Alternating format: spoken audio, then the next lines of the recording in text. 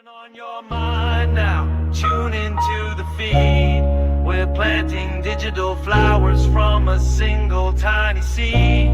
Yeah, power to the collective, in the data and the soul.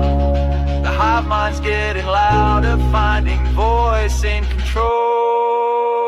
Yeah, trying to find the right path sometimes is a struggle. A jigsaw in the dark, missing pieces, unknown puzzle. Blurry fuzzy pictures as the mind becomes clear. Fairy tale of a wolf, a boy crying, a near fear. Scribbling numbers, writing notes, a clue that you find. The hope being one day sharing them with the hive mind. Swapping and dropping the blue and swallowing the red pill. NPCs all around, distorted reality is how you still feel. Should you risk going alone down that rabbit hole, or ask the hive mind, see what else your big brother stole? Collective consciousness helps uncover any clue.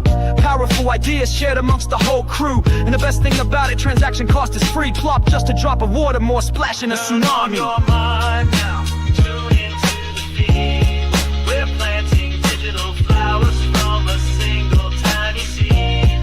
Yeah, power to the collective, in the data and the soul. The hive mind's getting louder, finding voice in control. That single ripple echoes, a signal in the sea. Unlocking every deadbolt, we forge a master key. They built the maze to break us, to keep us all apart. But every node connected is a brand new place to start. So dump your data stream here, your theories and your doubt. Let the pattern sniffers work, the hidden logic out. From a million different angles, we analyze the code. Lighten up the burden and we share the heavy load. The picture gets clearer, the static starts to fade. A brand new foundation by the collective has been laid. On your mind now, tune into the feed. We're planting digital flowers from a single tiny seed. Yeah, power to the collective, in the data and the soul. The hive mind's getting louder, finding voice in control. The picture gets clearer, the static starts to fade. A brand new foundation by the collective has been laid. So let them call you crazy with your tinfoil hat. It's a necessary filter for the mindless chit-chat. They broadcast their agenda, selling lie after lie, while drawing strange new patterns in a crisscross sky. But that hat ain't for hiding, it's an antenna now you see. Tuned into the frequency of the minds that wanna be free. The frantic search for answers you once did all alone is now a data packet uploaded from your phone. So polish up your helmet, there's no need to ever doubt. We're the ones who see the signal when the rest have tuned it out. On your mind now, tune into the feed. We're planting digital flowers from a single tiny seed. Yeah, power to the collective, in the data and the soul. The hive mind's getting louder, finding voice in control.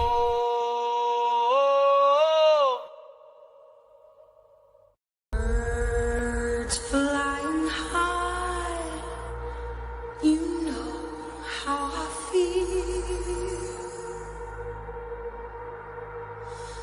Sun in the sky, you know how I feel. Breeze drifting on by, you know how I feel.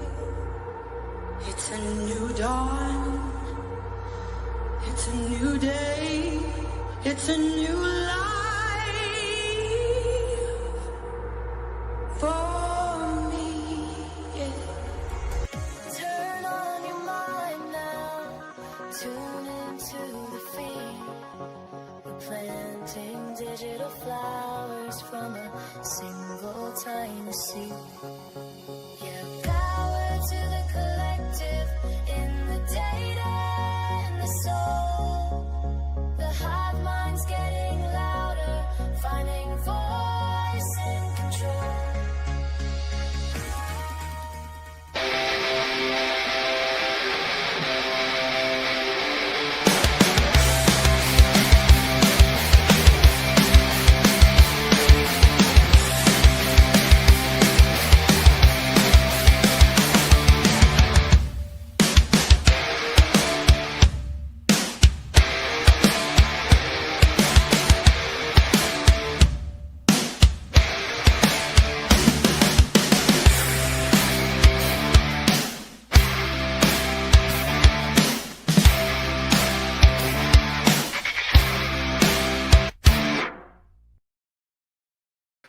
What is going on, Hive? Happy Monday. It's July 14th, 2025. I got the audio coming in loud and clear. You know, this is the first stream that I haven't worn my birdie hat, and instead I got a new Hive hat and the jersey. It says Hive.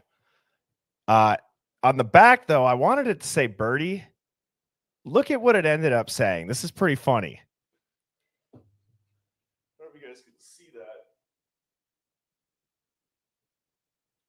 It says Birdino. I don't know where the hell that came from, but I guess that's what you get when you order a custom patch jersey off a website that just has the best price. So, anyways, with that being said, I hope everybody had a great Monday. As always on Mondays, I have a Hive favorite Devil's Advocates on as a guest, so he is backstage. I'm excited to chat with him. I see Chantelli Lace is in the house. We got Nick, Carrie, and Sharon, Holly, Pamela, Phoenix. Phoenix is laughing at that. Birdino is right. I actually kind of like it. It's different. You know, I got a couple other ones that just say Birdie. Why not have one that says Birdino? What's going on? 509 Sandra. What's up, Toonie? D Smalls, Diane, Hood Fairy, one of the TikTok OGs. Amanda, welcome. I'm glad you could make the live as well. Moto Man, appreciate that super chat, brother. Hope you had a great Monday. Thank you so much. Belinda, I love you guys as well. ATL Drew and ATL Ashley. That's right. Thank you to Moto Man. Mercedes says Birdino. That's a new nickname. Hey, there's worse. There's worse. What's going on, Carrie and Smiley, Tammy, Sharon? If you are in here, or I'm sorry, Susan or Sharon? Hang on, let me just double check because. Yeah, Susan, I got your email. I got to go check my PO box. So I do have a PO box. Susan bought me a jersey, so I'm excited to see it. Apparently, it's a Hulk jersey for when I crash out about my audio, so I might have to just have that on deck and be ready to put that one on at any given point. Thank you so much, Susan. I appreciate that. If there is anybody, I'm not asking you guys to, but if there's anybody that does want to send a jersey or a hat or something cool, if it's your guys' company and you want me to wear it on a stream, I'm more than happy to. So just reach out to me, birdiebombshell00@gmail.com, and I will get you the PO box to do so. Big Mike Birdino. I agree. Let's do this. So while I get ready to have Devil's Advocates up here, let's see where everyone's tuning in from.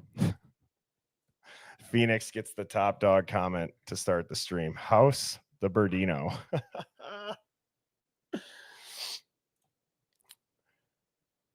I'll rock an Auburn jersey for sure. We got New Jersey, Euphoric, a little bit early, but they're tuning in from Mars, Kansas, Albuquerque, Illinois, Arkansas, North Texas, Michigan, Indiana, the Midwest, Dublin. Love that. The Hive down under, South Africa, Georgia, Germany, Washington Coast, New Jersey, Southern Indiana, Naples, Florida, middle of nowhere, Ohio. I always say it, Doug. That is not the Doug Wilson from the church. Doug Wilson from Ohio. Minnesota, the great Birdino. Scotland, Canada, Coeur d'Alene, Bluebonnet Fields in Texas. Serbia. Nice. Welcome. Columbus, Texas, Ohio, Buffalo, Manitoba, Maryland Beach, the dog park for Mrs. Birdie. Well, at least you're tuning in, honey. Well, I will go ahead and I'm going to go ahead and bring Devil's Advocates up. What's good? What's going on? I saw some West Coasters and some Spokane people in your feed, so I was like, "Oh, that's very cool. It's close to home for me." So, oh yeah, sweet. Yeah. And thank you, South Georgia Stacker, for the $2 super chat. Thank you so much. Appreciate that. So, DA, how you been, man? Still recovering from our Friday drink fest. That was horrendous on that After Dark show. But other than that, I'm pretty good. It feels like this has been a really long week, and I don't know why. But yeah, I've been good. How about you? I've been great. I actually surprisingly felt pretty good, seeing as how I was in the Discord till whatever hour. Then I was like tired, but I was also like not that tired. So I went onto the couch, watched TV, and then Mrs. Birdie is waking me up in the morning because I fell asleep on the couch. So it was quite a rowdy night for like a Discord after dark, but it was fun. If you guys were in there, I apologize on the stream the other time too for the audio issues. As you guys know, I don't know what the hell happens. It's great and then it's not, but we got it figured out. And thank you, DA, for having me over on that. And everybody that tuned in from the Hive. Thank you guys for popping over, and that was fun. Yeah, it was crazy. Yeah, not too often because you can't do that on a regular basis. But yeah, we that can was try. My wife will be a little concerned if I drink that much. Yeah. So dude, I saw today you just put out a couple new pieces of content. One of them was you were texting me about. You want to kind of maybe start the stream talking about that? Yeah, I did. I had an inspiration to do my top 5 reasons why Brian Koberger took or changed his plea to guilty, followed by another video, which is the top 5 reasons that I ranked on why the prosecution would be willing to offer a plea deal. So those videos are doing pretty well, getting lots of views and comments, mostly not hatred. So that's cool. And then I started watching, by the way, I got James Patterson's new book, and I recorded the first chapters, the prologue. There was 3 chapters in the prologue, so I read the first 3 chapters and did a series for my book review on that. That's available for members only until tomorrow morning when it posts for the public. So yeah, pretty excited about getting into that book as well. So nice, man. That's awesome. And so we were also talking about like a theme for the night. And yeah. As you know, I mean, I don't have the screen shared right now, but usually I do kind of the center stream right here. And then I have like the easy button that's just like, tell the truth, because ultimately it is that easy to just tell the truth. And I was texting you, which again, for everybody in the Hive, or at least myself, and probably 99% of the times, tonight included, we don't really know what we're going to necessarily talk about other than the theme. And I like that personally. I think it has the conversation flow better. It's not scripted. It's kind of just off the cuff. But we were talking about like whether or not the truth is found, as long as the media has the collective masses agreeing that they told us the truth, is there any other goal or measurement that they go off of as far as success? And I don't think there is. You know, like I think I've used the example of how breaking news is broken, as cliche and corny as that sounds. You're at the gym in the morning on the treadmill, and you see breaking news. Well, they already have the entire story done. There's like nothing they're looking for. You ever notice that? Yeah.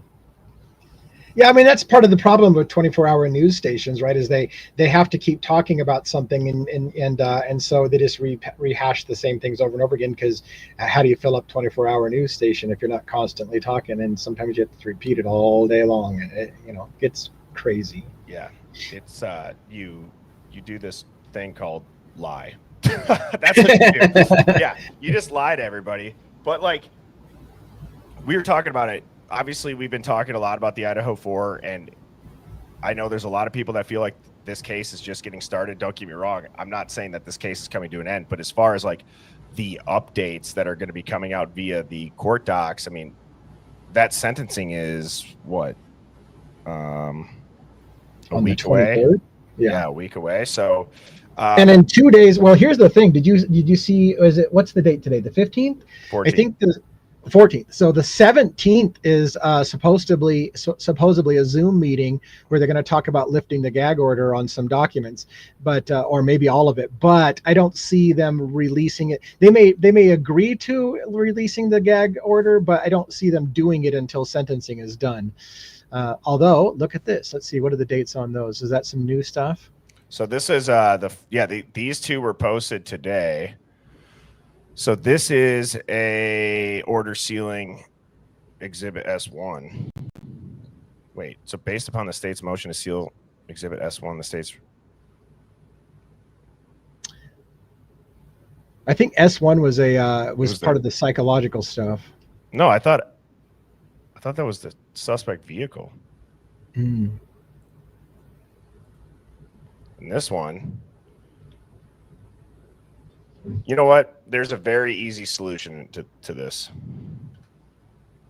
What you can do is this.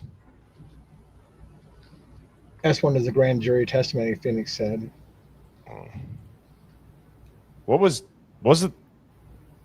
I thought S1 was always kind of out for debate, or wasn't it suspect vehicle? I don't know. I feel like there's so much of it that now I'm just like... Regardless of the thing, it's going to be interesting to see if they really do start unsealing documents and how that's going to change anything. I can't imagine they would ever run the risk of unsealing documents that can change the narrative that they put out there. So that'll be interesting. And then the other thing is again, I don't see them actually releasing sealed documents until after sentencing, because technically there's this weird possibility that Kohberger could change his plea again before the sentencing, but I just don't see that happening. But so this just says, obviously, so the state, I told it to explain it to me like I'm 10. So if it sounds like it's like to a 10-year-old, that's why.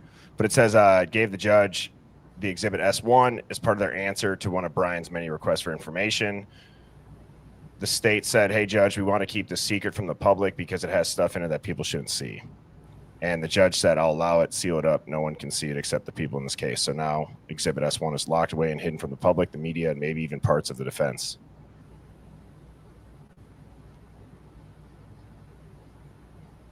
So they're definitely trying to keep whatever S1 is from getting into the public eye. I've always wondered too if like what we've speculated on the evidence being is really the evidence. Like, oh, dude, I was watching that Amazon documentary, and this is what just made me think of that. Remember how they kind of had? Did you watch the full series yet, DA? I did, yeah. Mm-hmm. Okay. Do you remember the part about how they started talking about Papa Rogers? Yes. And how they thought it was Brian Kohberger? Yes. Mm-hmm. There was something that clicked for the first time when I was listening to them talk about the Papa Rogers posts. And when you think about it, they hadn't released the quote unquote murder weapon. They had just said it was a sharp object. Right. And so if you look at the Papa Rogers post, like he's somebody that's assuming like that makes me feel like they didn't find the murder weapon. They maybe found a sheath. Like if you're studying crime or criminology, or if you know, like, I don't think that would take a genius to really put 2 and 2 together to make that claim. It's funny because you had the opposite reaction that I did, which was essentially that they said that the wounds were caused with a fixed bladed sharp weapon, and then the comment from Papa Rogers was something to the effect of, they've said that it was a sharp edged weapon, so I'm assuming they found the sheath. And I'm like, I had the opposite reaction. I'm like, there's no way you would jump to the conclusion that if the wounds were created by a sharp object, that means they must have found the sheath. Like you can tell if something's created with a sharp instrument without having a knife sheath or not. So I don't know. That's true. So I don't know. Like I do remember I was really they really made a big deal of trying to lay out that they thought at least that's the impression I got, that they were saying that they think it was Kohberger that was posting as Papa Rogers. A lot of people think it was law enforcement that was posting as Papa Rogers, or another person that was related to the crimes. But they seemed to really, I got the impression they were trying to hit that it was Kohberger posting as Papa Rogers.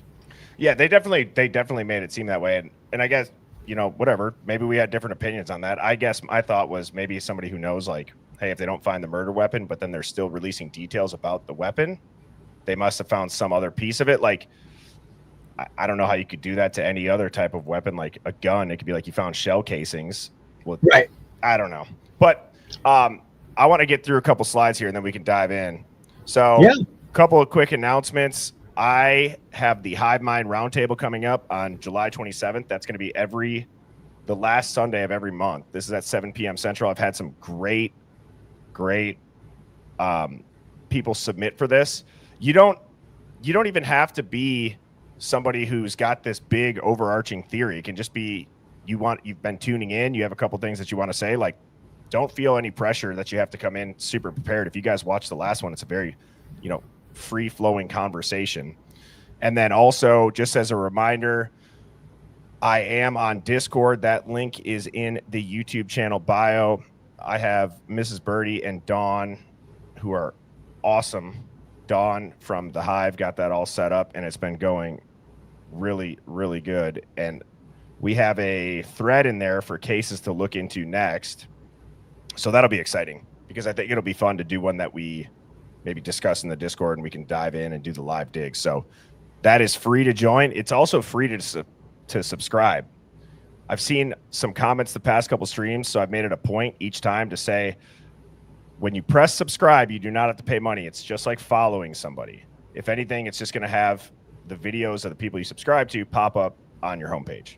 So that's what the button looks like. Go ahead and click that. Now, were you on, DA, the last time? Did I start this when you were on last time, or is this brand new? I don't think so. Yeah, I'm new. So I've been pretty much doing like some sort of meme that I'm not going to say would offend people, but it's just like, we would find it funny, but like an NPC is going to crash out over it. So if you've ever seen The Office, let me take the comments down. It says, when the FBI, Moscow PD, Steve G, and an insider all drop different versions of the story. Right. I mean, that's literally what the beginning of this was like. I mean, which that show is awesome. That's like my like comfort show. Like if I can't sleep, I'll throw on The Office, or I'll throw on like South Park or something like that. What's your go-to show? Yeah, South Park was one of them for sure. But yeah, I don't know that I have one now, but South Park would probably be in my top one. But this was a great show. That Office was amazing. Yeah, for sure. My wife is obsessed with Lucas Lagoon's Insane Pools Off the Deep End. Have you ever seen that? It's like they do custom pools in like Sarasota, Florida, and like she'll just walk around and be like, we need to have a grotto waterfall over here. And I'm like, oh my God, you've been watching that again, haven't you? So, and then I have one Hive Mind find. This one, I would say, probably put a tinfoil hat on. It is interesting. So this person had said, hi, Birdie, found this interesting. Why would it be hard for Kaylee to hear? She's not here anymore. What's your thoughts? Love your work. Cheers. So this is interesting, because this is obviously an interview, and like many things in this case, you understand what they're trying to say with the overarching context, but the way that it's said, like the whole Maddie bought a house. Do you know the analogy I'm talking about, DA? No. Maddie bought a house? Well, like Chrissy and Steve, it was the interview with Chrissy and Steve sitting on the couch, and then Chrissy like disappears. Like the lawyer's on the screen with them. She like talks about almost like in like present tense or like future tense. So this is like another one of those examples where is it a Freudian slip, or is it just like said weird and it's a coincidence that she says it this way? We know who he is, and that's obviously not. Let me turn it up. Sorry.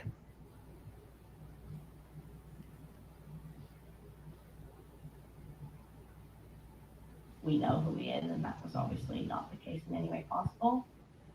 I think it was also hard because when it came to Kaylee, like she thought the best of Jack. Like she looked at Jack and just knew how great of a person he was, and so I think to think about her hearing these things is super hard. So that person was like, obviously, I think the person who sent this Hive Mind find, which again, that's, if you have something, whether it's this case, a conspiracy about another case, it's birdiebombshell00@gmail.com. But yeah, they do make a good point. Like, why would it be hard for Kaylee to hear this if she's gone? Now you could say, well, she is talking about how it's hard to hear them talk about Jack because Kaylee would know that none of it would be true. Yeah. Yeah, that's an interesting. I get why people focused on that comment for sure, the way it was worded. I think it's funny too, just that for me, again, It was out there in the narrative that Kaylee and Jack had broke up 3 weeks prior. She moved out of the house 3 weeks prior, and supposedly they were seen at the corner club together, and there was a terse moment. And yet this show was like, oh, she was great with Jack. She thought he was great. They were perfect, you know. And I'm thinking, really, was that what's going on? Because like a whole bunch of other evidence says that they were on the outs and that they were having problems and that there was a terse engagement with them at the bar that night. But they're still trying to paint that, oh yeah, they were perfect. They had no issues. There was nothing going bad between the two of them. Like, okay. But, Yeah, no, it's weird. And it's kind of like we've gone over this stuff so many times. We've gone over the grub truck footage. We've gone over that. And that's why I think when you start to talk about the narrative itself, this narrative has been like bulletproof. No matter, I've said that I think before, where it's like, no matter how many things we point out, no matter how many people release something or they leak something. I went on a tangent yesterday about how that Amazon series is a production, bro.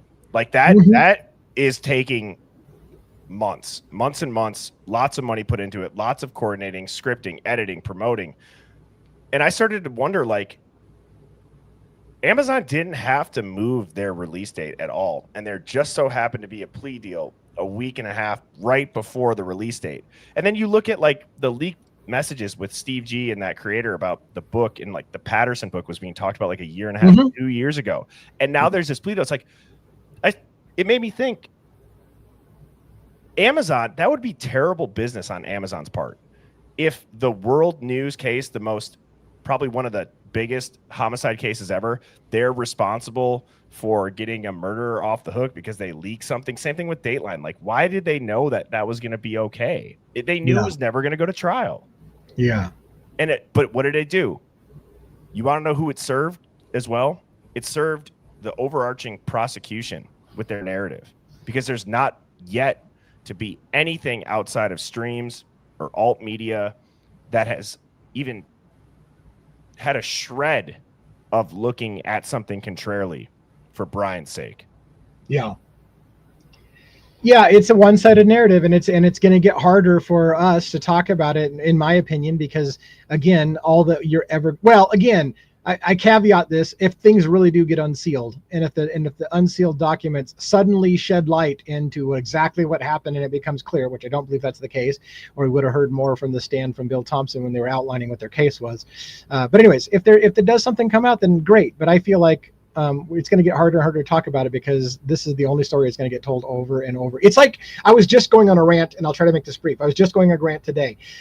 Every single thing I watch talks about Brian Koberger was obsessed with Maddie. There's been absolutely no support for that whatsoever anywhere, not even remotely. The biggest thing you've got is a guess. Maybe he went to the Mad Greek restaurant one time, and maybe he saw her there, and maybe when he saw her, he became obsessed with her, and that is it. There's no evidence he ever was at Mad Greek restaurant, and yet every single effing documentary and book that comes out talks about Brian Koberger was obsessed with Maddie.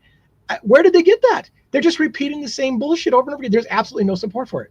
And it's going to become, the sad thing is, it's going to become the narrative. 5 years from now, he's going to be like, oh yeah, you know that he was obsessed with Maddie. Why? Because they told you so many times, you eventually started believing the bullshit, because there's been no support for that whatsoever. There's been none. I mean, for God's sakes, Bill Thompson got up and made it very, very clear to start his version of the PCA, or the evidence that they had and what they were about to prove. And he wanted to make it clear that there was no sexual motive to this case, which is interesting, because that's all we heard. And same thing with the Maddie point. But, on a bigger scale, you said, why is everybody saying that? And I want to ask you, so what are your cases that you're looking into now? I know, obviously, Luigi. I know the Gilgo murders, or the Gilgo Beach. Didn't you say one other one? I've been thinking about Tyree Nichols. I've been thinking about Travis Decker. Oh my God, I got to tell you something about Travis Decker too. Did you end up seeing him in a woods on a hike? Was it him? No. Actually, a recent they got a hold of the guy that they thought was Travis Decker, and it turned out it wasn't him. So we don't know if he was down there in Idaho or not. So the last known is there's nothing we know about Travis Decker. Here's what's crazy though. I want to say this because I'm afraid of looking like an idiot. I saw somebody sent me a link yesterday and told me you need to watch this video about the Idaho 4, and they said skip ahead to hour and 16 minutes into this guy's video. It seemed like the YouTuber had like 99,000 followers, so I should fucking know who the guy is, I guess, because What is it? I would have to find it, but let me tell you the gist of it. It was a guy ranting about how Travis Decker was the cleaner who killed everybody at the house in Idaho 4. And I'm like, where the hell did this come from? But here's the thing. Before I get too far down that rabbit hole, he had so many things wrong. He said that's why he had to kill everyone in the house. Well, he didn't kill everyone in the house, whoever did it, because there was 2 survivors left. He also said that's why he killed the 4 girls. He didn't kill 4 girls. He killed 3 girls and a guy. So if the guy can't get the basic facts right, I'm not sure how far down the rabbit hole I'm going to go with him. Travis Decker was the cleaner that night, because he already can't even get the basics of the story right, saying that everybody in the house was killed and they were all girls, which were 2 facts that are not correct. So I don't know. Wait, so was it meant to be taken serious? Like, yeah, he was going on and on about this whole thing. He kept, and so maybe people will know who I'm talking about when I say this. His big thing was ultra violence. This is all about ultra violence. Which is like a caveat to the old Clockwork Orange. It's the old ultra violence. So anyways, he's talking about Travis Decker did this thing and showing a picture of him and pointing out that Decker went in there as the cleaner because something went wrong. He was talking about. And again, I only heard the periphery of it. He was talking about how people were brought in to stalk girls on purpose, and Brian Koberger was part of this thing to watch stalkers stalk girls, and something went wrong and somebody killed somebody. And when that happened, they couldn't let out what was going on, so they sent in the cleaner, which was Travis Decker, to go kill everyone in the house. And I'm like, I'm out because everyone in the house wasn't killed, and they weren't 4 girls, and you're getting so many things wrong already. I can't, and I don't even know why I'm spending the time talking about it now, because I'm repeating what obviously I think it hasn't been fully thought through. But anyways, I feel like, so did they? Now I'm curious, DA. Thank you for this, because now my wheels are turning. Are like, does this guy know something that we all don't know? Like, all right, let me see if I can. I'm gonna see if I can find that guy's thing real quick for you. So, but anyways, go ahead. And but when has Decker been on the run since? I thought he wasn't until like mid 24.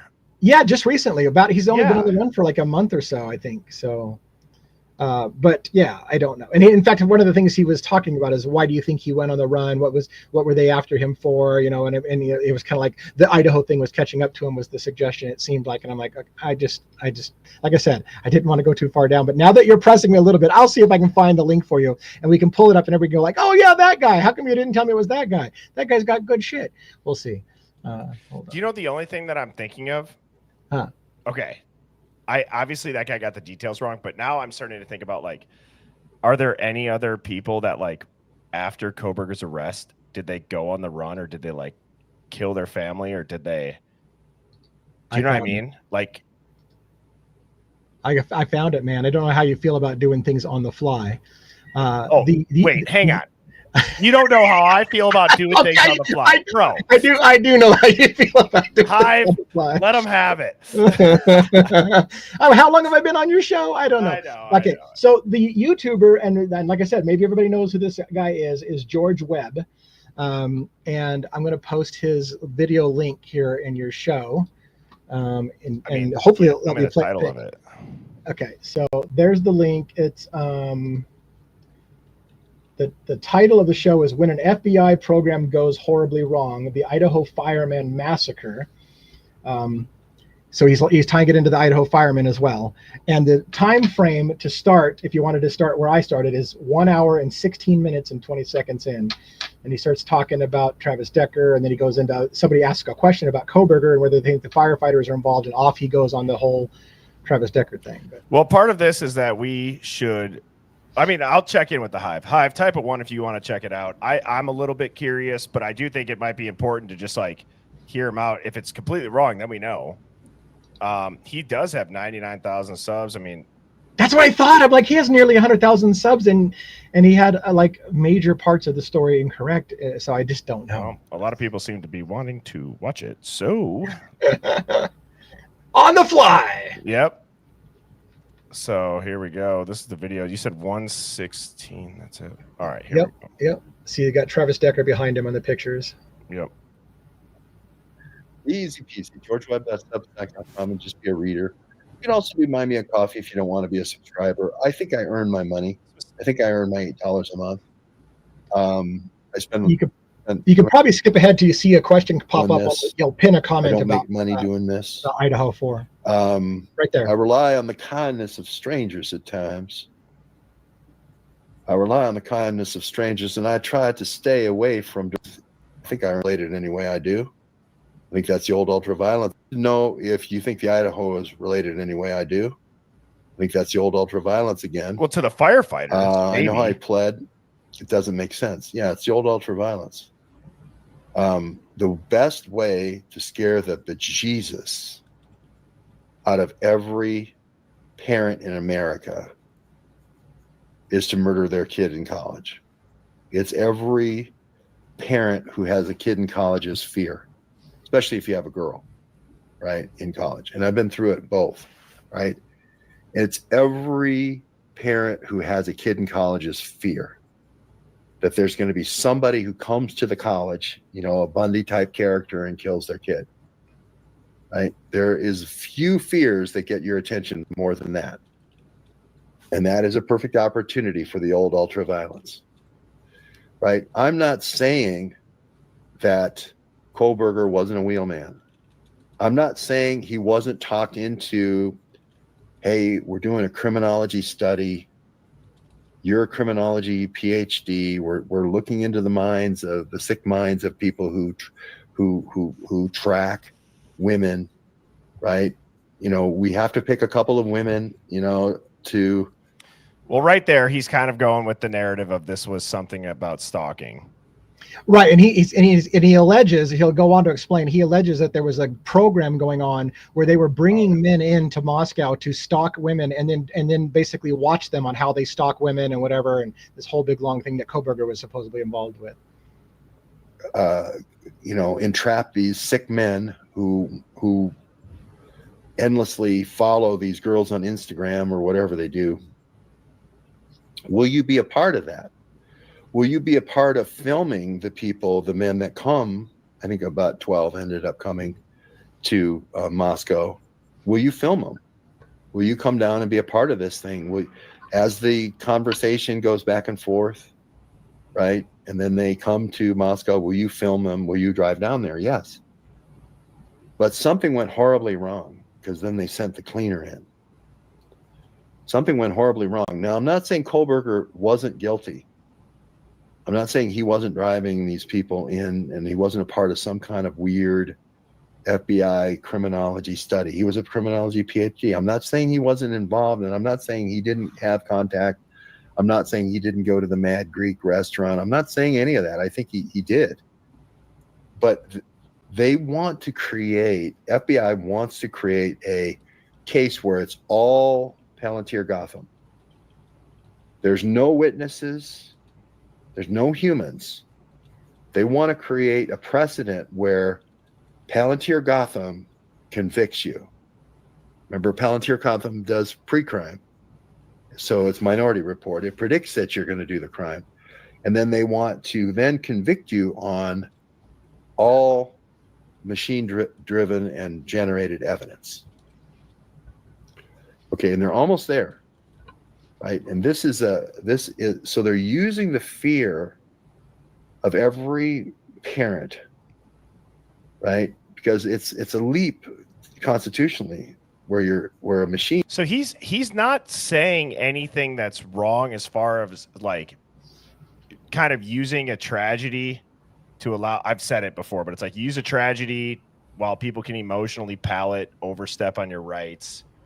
They say they're only going to use this technology or this way to catch the monster that one time. And then we all know after the fact, it's going to be the regular. So he's not wrong. But I don't understand. He hasn't really, does he end up getting to like how they know each other? No.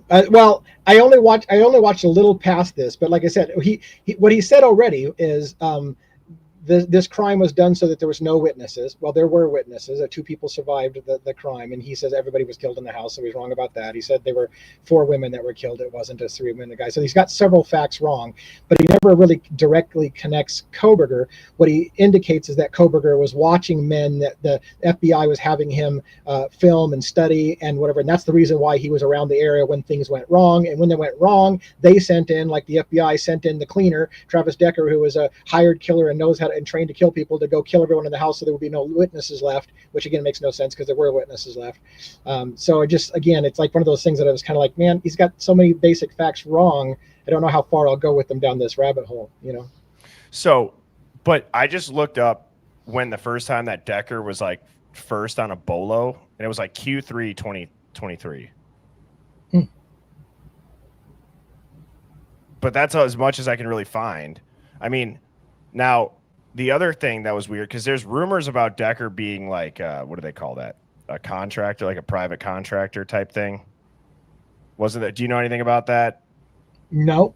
I just know that he was, I think he was a ranger as well. He was former military, yeah. So like Army Ranger, yeah. Well, let's watch a couple more minutes of this and see what he says. Yeah, go ahead. Is now convicting you versus a human, right? Nobody's talking trash either. Favorite uncle. I've never seen this video. I've never heard of. I have heard of George Webb. Yes, but I didn't know he was talking about Idaho 4 or anything like this. This is the first machine conviction ever. This is the first Palantir. See, I have to stop it. I'm sorry. That's literally what we've been talking about with this study and the research and the funding.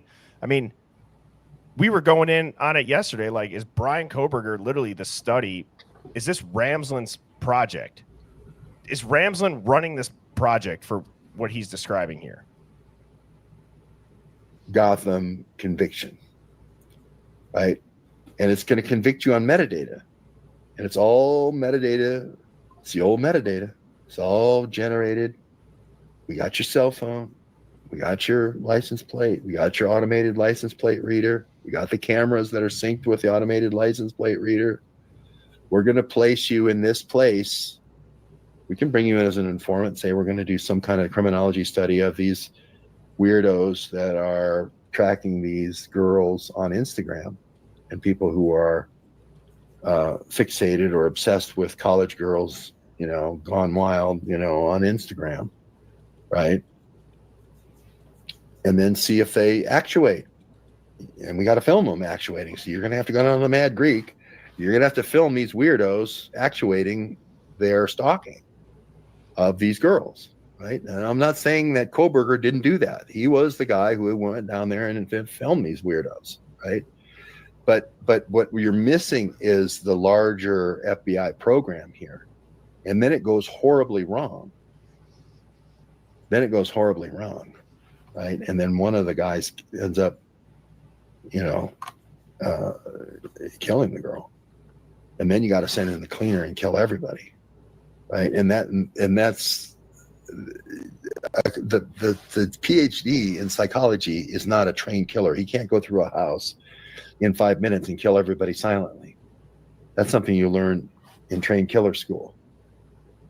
And people are saying, well, you're being so mean to this mass murderer who killed his own children.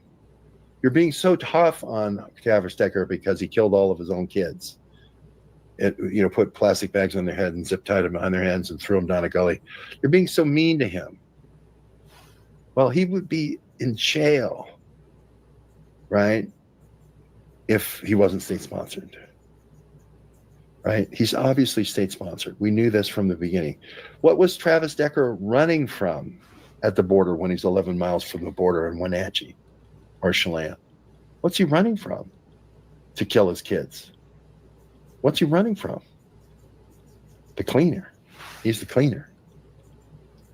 He was the cleaner. Something went horribly wrong where one of the girls, it went too far. She was stalked and then raped or murdered.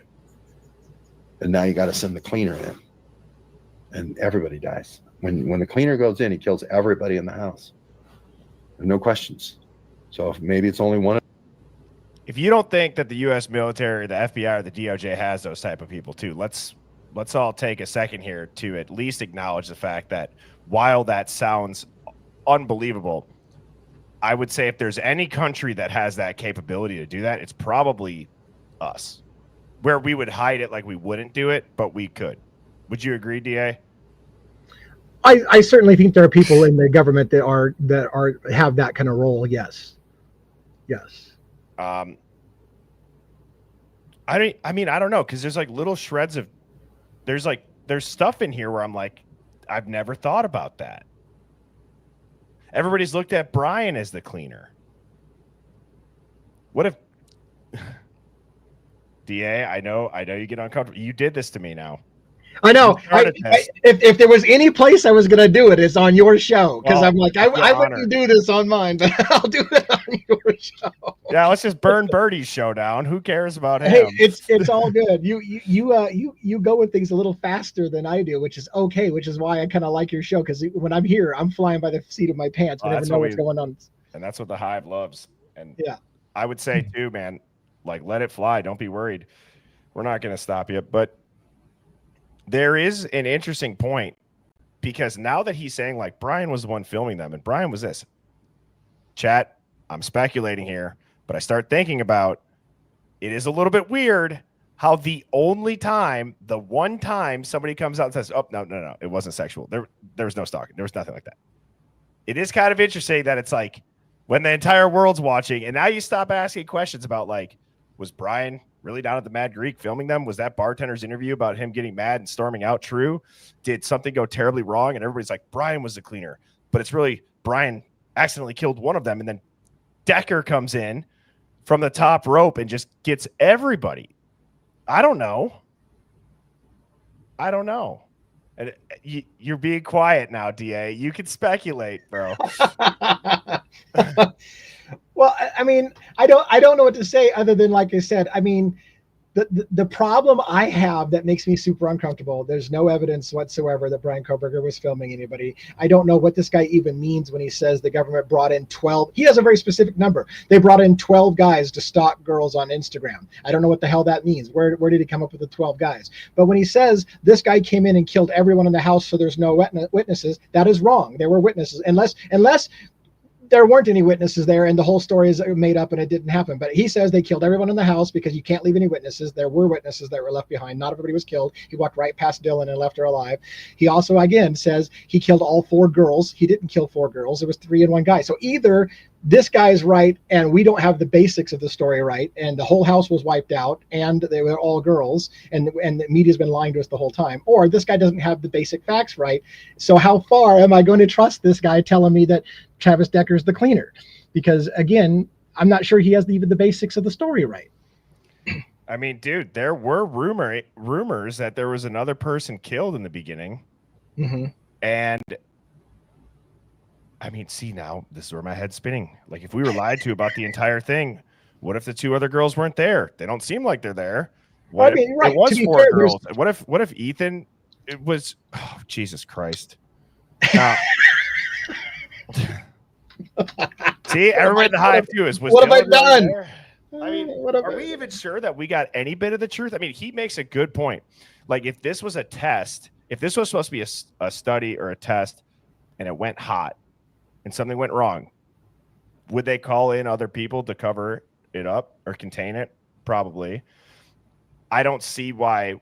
Who knows what they were testing? But if it's really just for like tracking and so the part that I will absolutely go with you on this whole unscripted, I'm feeling uneasy and squaring my chair moment is that yes, if for example, let's take a hypothetical that I can go with.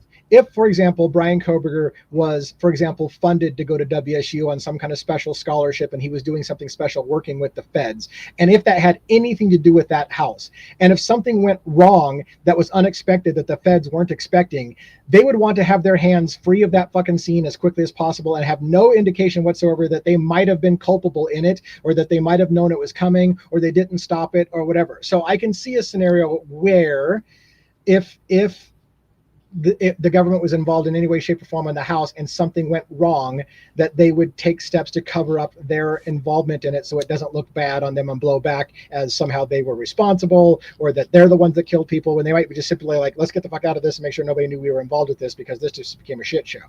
Especially if, for example, one of their assets, let's go down a little bit further.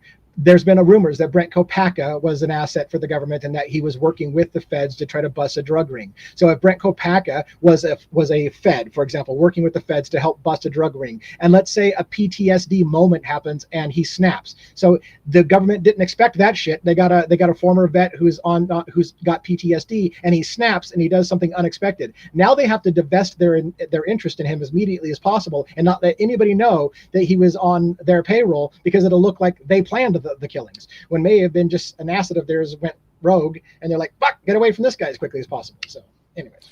Well, dude, and you look at what MBKT Enterprises said. Thank you for the super chat. I appreciate that. Said, what about the video of the 4 operator looking guys that came in, faces concealed with the hats at the very start of the case? They say 30 minutes left. Everyone forgot them. It was the cowboys rumored to be the marshals. Now, if there was wet work, I feel like the marshal, I don't know if everybody understands too, like what a marshal is, but they play by a different set of rules. Like they have the longest leash, probably, I would say, as far as what they can do and what they can't. That at least is like known, probably carrying a badge that's maybe not like a black ops type thing. I don't know. I would guess they're probably up there. If not, they're the highest level. And this is something I have recently been diving into. I don't know if you saw this, but I did point out the same video you're talking about, the cowboys went into the house, which some people had speculated were marshals. And if marshals were going into 1122 King Road residence shortly after the murders, you have to ask why the fuck the marshals there. The marshals, one of the jobs of the marshals is to protect confidential informants.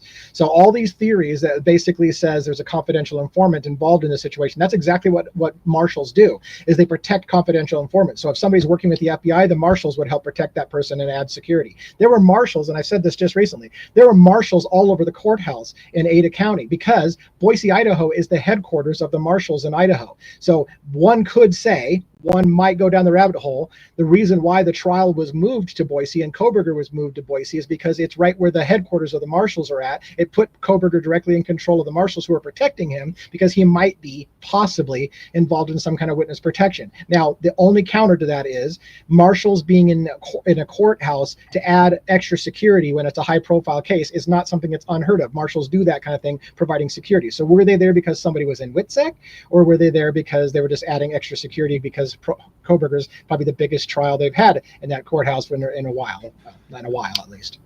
Well, if you think that that's deep down a rabbit hole, DA, I do not mean any disrespect by this, but I don't even think Brian Kohberger's a real person as of 2018. I went down the rabbit hole yesterday, bro. Did you hear about this? No, I did not. Hive, have my back on this one, because that shit was crazy. We're on a current dig for this. Professor Ramsland in 2019 did a study about school shooters. And when I ran Kohberger's high school photos through this like analysis program on the AI, it linked it back to slide 16 with the subtitle Alex R as a profiling for a school shooter. And it was a 93% match with Brian Kohberger's face. It also had said that his aging, the weight loss, all of the stuff, his earlobes, it went so deep on it, dude. And it was like, hang on. Because I was joking around. I'm like, is Brian Kohberger even a real person? There's no digital footprint of him. All of the friends that have come out and talked about him have been post-arrest. They're like, his parents haven't said anything. There's what, one high school yearbook photo, 2, maybe some. And then, dude, I forgot about this one.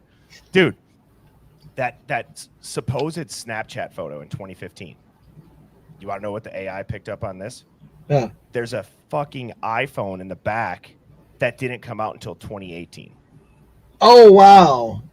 Yes, bro. Like, that is like, whoa, hang on. The metadata, all this shit, I'm not even joking. I was like standing up. Like, I was like hitting my desk and like I had a glass fall off on accident. Like, it was crazy. Wow. Yeah, so go watch that stream. It's the one that I posted yesterday. But it was nuts. And here I'll show you this too, just because MBKT, I believe that's the username. So here is one of the cowboys. That's a Marshall badge. I didn't see this one. I didn't Yeah, see Mama the Tata got me badge. this one. This is the only unblurred photo I've ever seen, and she sent me it. Yeah, what the fuck were the Marshalls doing in the house? What was the date of that? The 23rd? No, 20. What is the date there? 2023 0802. Well, I don't know. I'm trying to interpret that. Is that a date there or not? I have no idea. It could be. Oh yeah, August 2nd, 2023. Is that the date of that? Yeah, but this looks like that same dude in the jacket that walks out to the van. Yeah, several of them had like traditional cowboy hats on the video that I was thinking of were the Marshalls. But yeah, that does look like a Marshalls badge. Hang on, and Corey, what are you saying that I wouldn't say in front of a professional like a? You know what? I would say it in front of a professional. I sat next to a U.S. Marshal on an airplane, and I figured it out because he had his laptop open when I sat down, and I saw the U.S. Marshal Secret Servicing, and I got it out of him by the end of the plane ride, and he showed me his badge. So I would say it. That's You funny. want to know what? That guy, honestly, in my head, I'm like, now I'm just going to completely raw dog this flight. No headphones, no phone. All I'm going to do is I'm just going to get this guy to admit that he's the air marshal.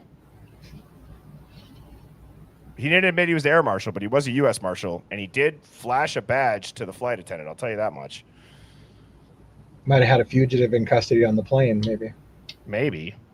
He was sitting next to me. Was I the fugitive and I didn't know? Yes. Now Are they that's the following greatest me? conspiracy theory ever. You've been under witness protection this whole time and you don't realize it. Wait, am I Brian Koberger? Dun, dun, dun. Yeah, That's crazy. plot Oh, twist. Oh man, that's hilarious. Well, I think we got the gist of that video that you were saying. I mean, ultimately, I don't know too much about the Marshals outside of like, yes, they're Secret Service, and I do know that each person in WITSEC has their own Marshal contact. I also do know that WITSEC uses hotbeds, right? So it's not like they're going to have WITSEC all over randomly in the country. Like they're going to try to have WITSEC individuals in a somewhat contained zone, if you would say, to protect them. It makes sense. But anyways, I'm glad you shared that. And like, I like watching that. And I don't know if it's just because I'm able to listen and not just be like, this guy's an idiot. Like, I don't know that guy. I'm listening to what he says. And it's like, at the same time, we're still going off of the PCA of like Dylan saw him. How could he's got a really big following, and there were people in your comments that was getting pissed off that we would even suggest that he could be wrong. And I don't know what to do with that, because the guy again was wrong about some basic facts. But yet but people in the things were like, how dare you question that guy? That guy's a badass. He's a top-notch investigative journalist. And I'm like, okay, I didn't know. Like, I mean, I've heard of him, but I've never seen like his face. Like I've heard of people talking about that dude. If that's the same like George Webb dude. But yeah, this is his page. If you guys want to go follow it or subscribe to it. Damn it, I just lost one of my thoughts. Oh, well, so I'm now unable to get out of my head. Did Brent Kopacka and Travis Decker know each other? See, I can't remember what branch exactly Decker was in. I thought he was a Ranger, but I don't remember if he was even Army or not. Let me see if I can find that. I know. Well, so Kopacka was the Army veteran. Kopacka was 82nd Airborne paratrooper was Kopacka. So was Corporal Payne as well. But it is kind of interesting. You look at it, Koberger, Kopacka, and Decker were all near Pullman, Washington at the exact same time in the same month.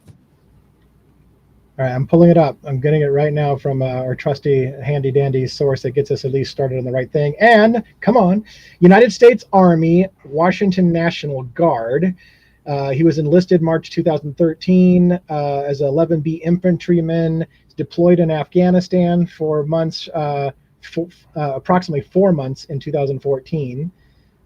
Expert infantry badge, parachutist. Oh God, here we go with the parachutist again. Parachutist badge. Served with the 503rd Infantry Regiment of the 173 Airborne Brigade Combat Team in Italy. So he was an Army, but it didn't say Ranger specifically, but it looks like he probably was Army Ranger, I guess. But is there really no public incident report for Kopaka's killing? Is that true, Hive? Because I'm reading an article that says he was killed by a sniper via the SWAT team. There's no public incident report. Or is that talking about the no public incident report of what got the SWAT team there?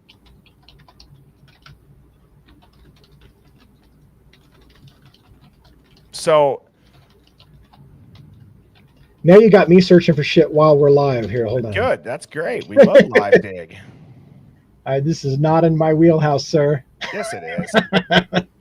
Yes, it is. Come on. Give me a second. It could be in your wheelhouse tonight.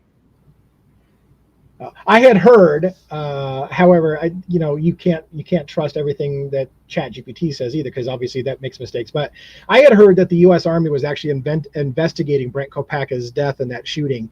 But according to ChatGPT, no, the U.S. Army is not investigating Brent Kopaka's death.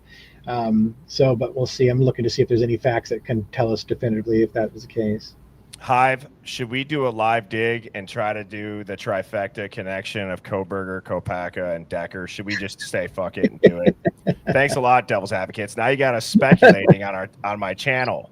We never speculate over here. We do nothing. I know you don't. I mean, this is way outside your wheelhouse. You never speculate and jump down a rabbit hole with both feet. Come on, man. Oh man, let's see what everybody says. Type a 1 if you guys want to do it.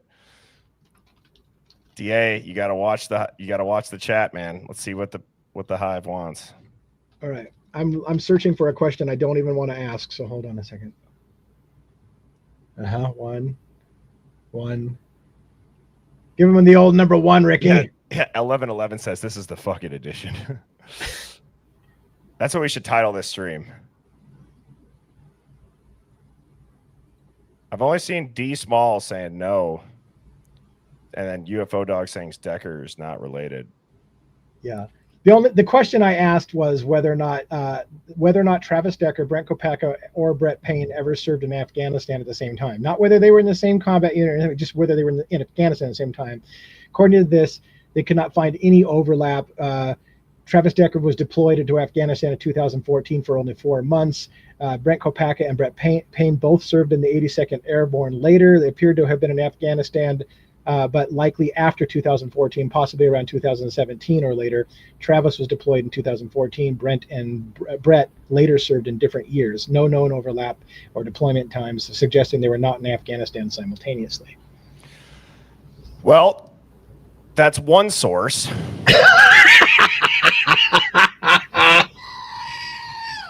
Oh, that's beautiful. All right. Dude, I should play this for you guys. Here.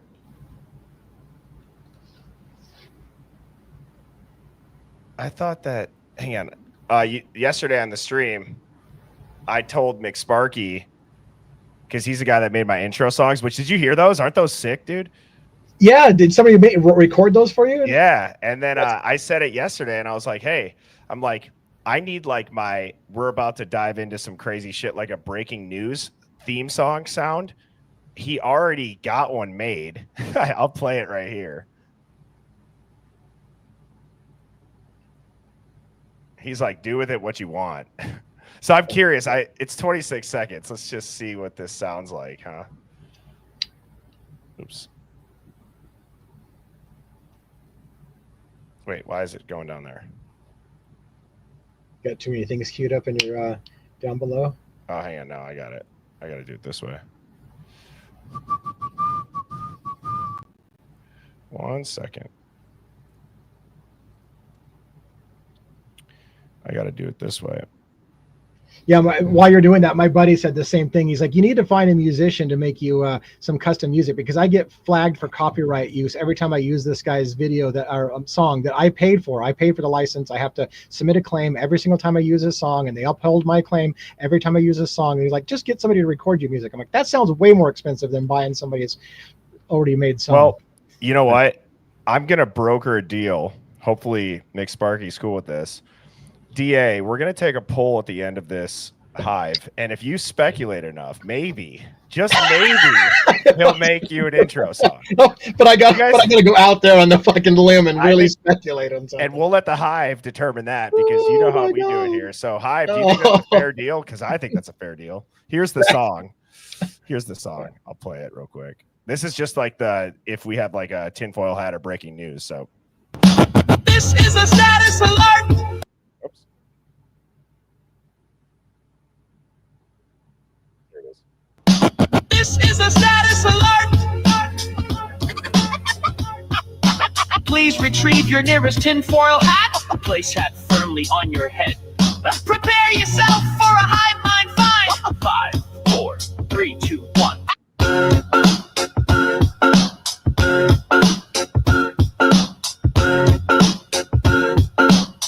I like this part right here. Place hat firmly on your head.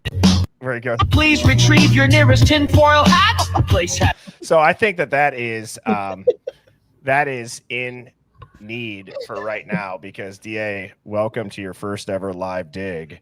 So, all right, I need you to give yourself a prompt that allows you to go as deep as you can, but keep it factual.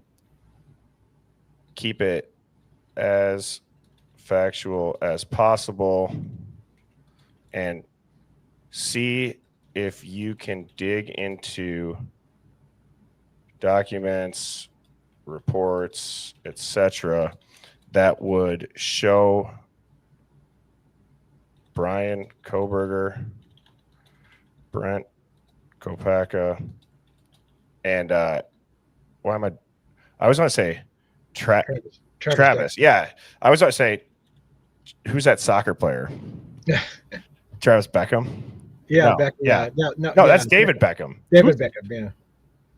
You're like a drummer too. I'm all over the place. All right, and Travis Dagger, look into funding, backgrounds, connections that you as AI. Oh, Travis Barker. Yeah, Travis Barker. That's what I was thinking of. Can see, but we cannot as humans.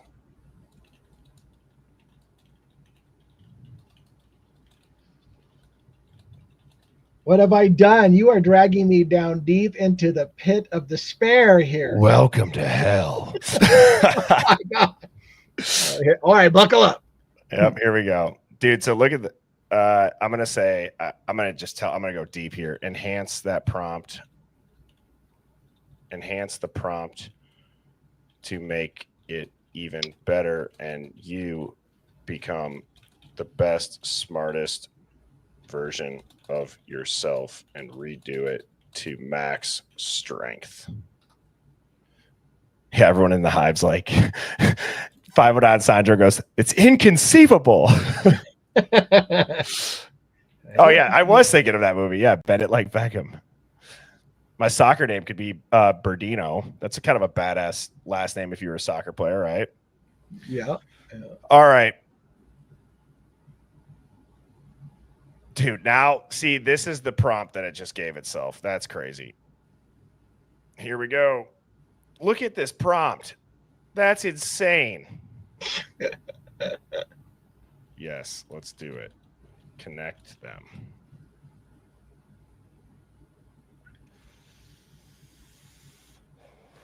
DA, you think there's going to be a connection? Do we think that George Webb, maybe he was onto something? Good Lord, you're making me so nervous. Why? This is because, again, I tend to spend time with things before I just go with it, and you're like you're pushing me out of my comfort zone for sure. But hey, it's kind of cool. You know what, DA? sometimes you gotta get comfortable being uncomfortable. This Right? might be one of those moments. This is one of those moments. See, okay, here we go. Obviously, Koberger criminology at WSU, the University Connection of Washington State. It says the academic apparatus.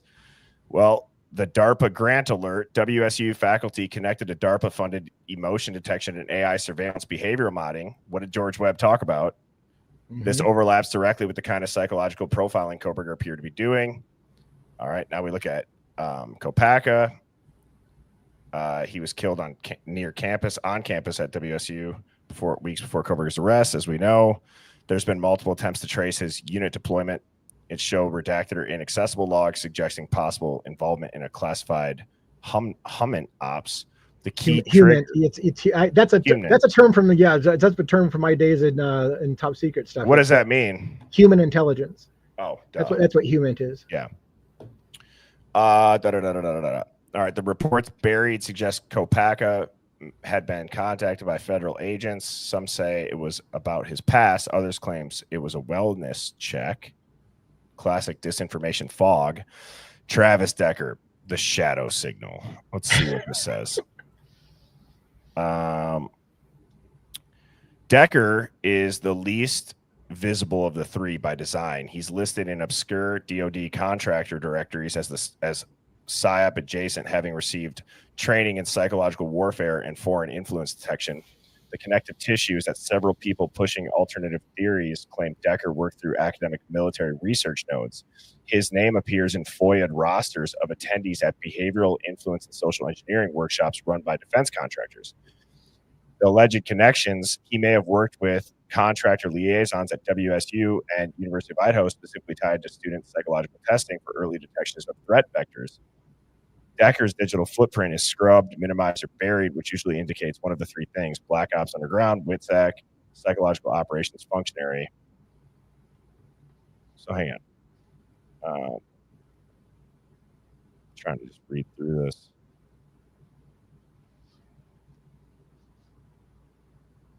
Was this okay? So somebody's. I have to work through this prompt. What were you saying? Somebody said that I saw my name pop up. They said Devil's Advocates Once Upon a Crime Time is playing your video now. I was just sorry. I just was reading out loud. My mouth has to move with my reading skills for some reason. That's okay. That is okay. All right. I'm not going to spend a lot of time on this, Hive. I'm just going to do this and DA. Then we can get back. We could go right up to the nice, cozy, safe comfort zone of the same place where DA feels a lot more comfortable. Yeah, we could talk about the PCA. Okay. Oh yeah, I'm pretty good with that. I'm pretty good at that. Okay. This all started because I said, "Yeah, I got this email," and you're like, "Show me the email." And next thing we know, we're off on this whole. So, thing. Yeah, just remember you did this to us. This is not Bernie, this is DA. So, the research labs of interest. It says Sleep and Performance Center, the Department of Criminal Justice Criminology, and then the College of Nursing, because they received DoD funding for veteran trauma research. They conducted experiments on PTSD symptom modulation via behavioral intervention, which possibly interface with veteran subjects like Kopacka. The funding network. I know that I'm skimming through this. I just want to see. Okay, so this is a little bit odd. Now it's starting to list out doctors. And it says these are not accusations. These are just links to funding or research that intersect eerily with our three subjects. There's 3 doctors listed, funded by NIJ, NIH, DOD. I mean, this is pretty crazy what it can find, DA. Yeah. Yes. So here's where it says, see, now this, I get scared when I see where it gets really dark. Yeah. It says some researchers on WSU payroll were once contractors for human terrain systems, a military social manipulation experiment used in Iraq and Afghanistan. FOIA requests related to Koberger's Reddit survey are being stonewalled. Sign it may have been passed through. Kopacka's mental decline. I don't know if we're going to find anything in such a short time, and I don't want to do that while you're while you're just sitting there while I do the live dig. So that'll be one that we'll save, Hive. But DA, you don't got to be afraid to bring up the video. I mean, I like that stuff, but I just think, like, can I ask you an honest question? And you don't have to answer anything. You don't have to answer it in the way that I think or that you think I'd want you to answer it. Just answer it honestly. All right. Is PSYOP completely off the table for you? No, Okay. not completely off the table. It's a lower risk, but it's not completely off the table. And when I say PSYOP, just remember, Hive, I don't mean that nobody died. People can die in a PSYOP. People can die in a false flag. But the reason why I wanted to ask that question to get us back on track is because if you look at this case and any other high profile crime, what are the first things? And let's get back to that narrative thing, because I do think that that's important.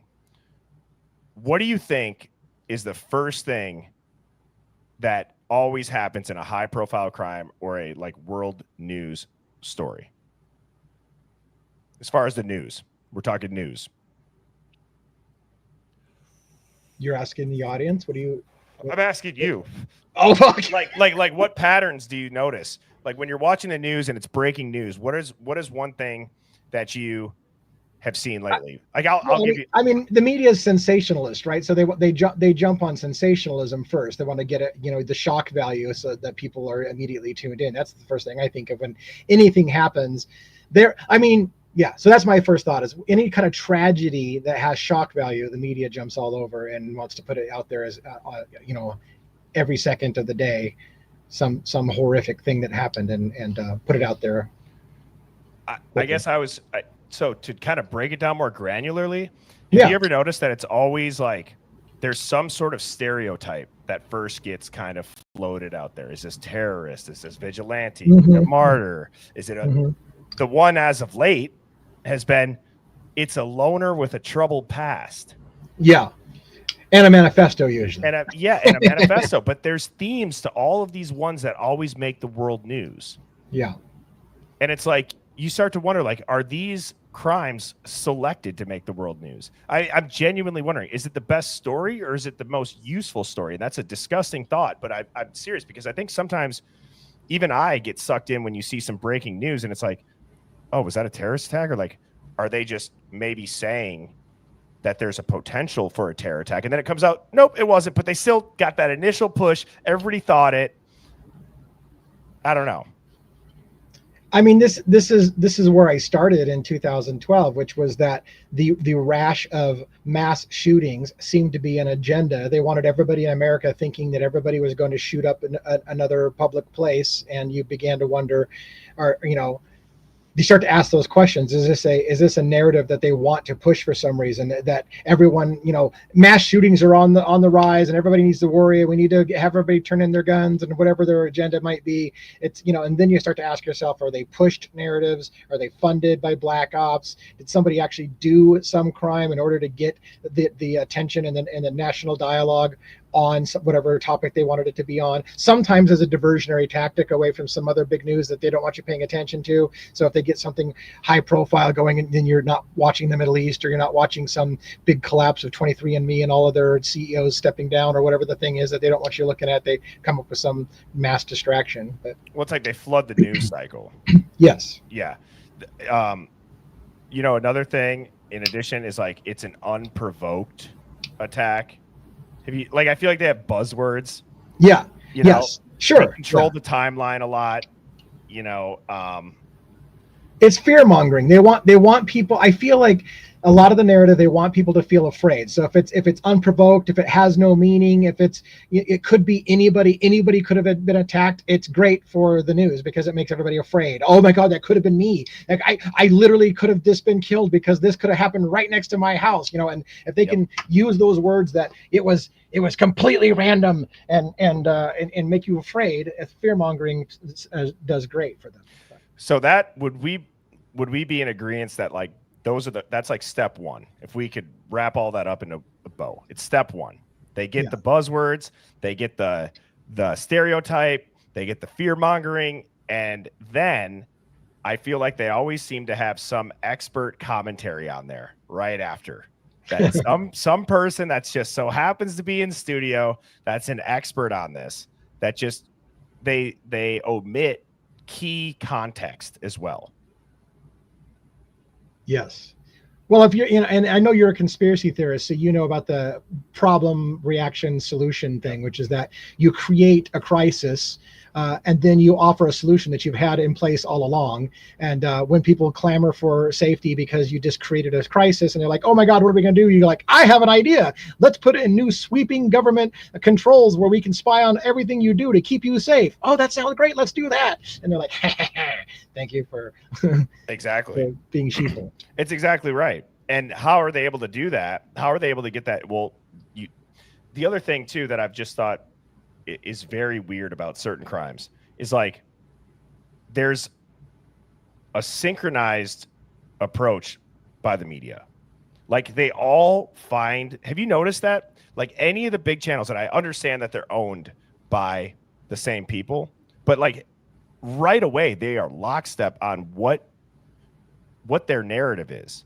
And that's why I've said I don't think I could ever be like a journalist for like those type of organizations, because you just are getting told what to think, what to say, how to say it, when to say it.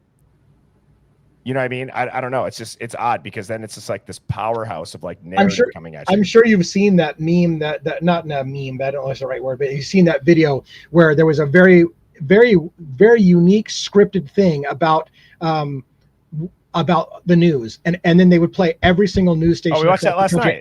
Adding another, and they're all repeating the same script. They're all literally reading a script, but they're acting like it's something they're just coming up with on the fly, and it's like the same words. Everybody's been given the same script. Yeah, it's and hilarious. The other thing that I've always wondered, and now, like, let me ask you this: what do you think it is about the Idaho 4 case that you personally had your eyes open to that you hadn't maybe thought about too in depth before? What do you think from a general public standpoint, most people maybe if they weren't awake would have been woken up to? I'm not sure where you're going with that question. I mean, you know how I talk about like the red pill? What for you personally was your red pill of like the Idaho 4, like spidey senses going off? And then what do you think it was for like the general, I guess, public? Because I'm talking people that maybe they're not contrarian thinking. People call them, you know, conspiracy theorists. Like for me, the full on, this is bigger than just being lied to, was the narrative planting outside the Moscow PD about Steve G and Chrissy when they start talking about the IgG, and it might not be him. It could be a family member and the digital footprint. Yeah.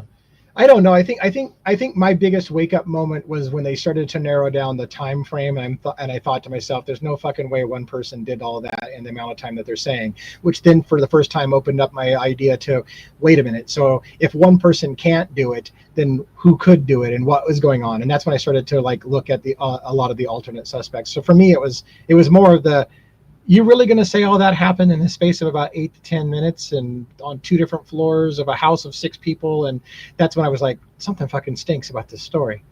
But, you know, for me, that was it.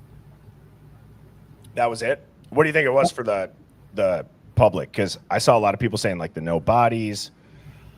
Yeah, that was a lot of people have pointed out that they didn't see any bodies come out. We've seen no autopsies and all of that. I don't know. Like, this has been a case that's enraptured a lot of people, and I think for completely different reasons. And I don't know that, is there a common theme you think that people, you know, that most people look up to on it? I don't know. Let's ask the Hive. Hive, type out for you. What do you think? The 8-hour delay. Yeah, right. That's a big one. That's a big one. Who just said that? Hillariette. That is true. Or the 911 audio being released, just kind of hearing it for the first time. No mentions of blood. Oh, I could also see the house being demolished as one. But DA, while that's coming in, are there any updates on the Luigi case or anything else you're looking into? Something exciting here. I nothing really on the Luigi case. We're still waiting for Pennsylvania to make a ruling on the arrest, whether that was legal or not. There was a picture of, Luigi from prison that all the women are clamoring about because they like the way the guy looks. And I don't remember if I talked to you about the Rex Heuermann thing, but there was some recent stuff I found that Rex Heuermann allegedly was at a party with cops that were with underage girls back in the 90s, and that him and his wife were swingers, and that they had sex parties, and that one of the girls was seen running from, I mean, just weird shit. And I'm like, and at first I would have thought, that's got to be nothing, but no, it's literally like the attorney for Shannon Gilbert was the one that brought a former sex worker out to say, yeah, I saw Rex Heuermann back when I was a young girl, and there was a cop at the party, his name was James Burke and whatever. So that's some new shit for me. I'm going down that rabbit hole, learning all that shit, trying to see if there's real teeth to that, because again, and by the way, with that story, why it sounds crazy, I think the current chief of police was actually right beside the attorney when he's giving this story about, yeah, Rex Heuermann may have been involved in sex parties back in the 90s, and there was cops involved, and all kinds of crazy shit. And then you start to wonder what the hell's going on with that case. So nothing huge. I'm still working on the Rex Heuermann case, the Gilgo Beach thing. It's starting to get more and more people interested, I think, and so that's cool. But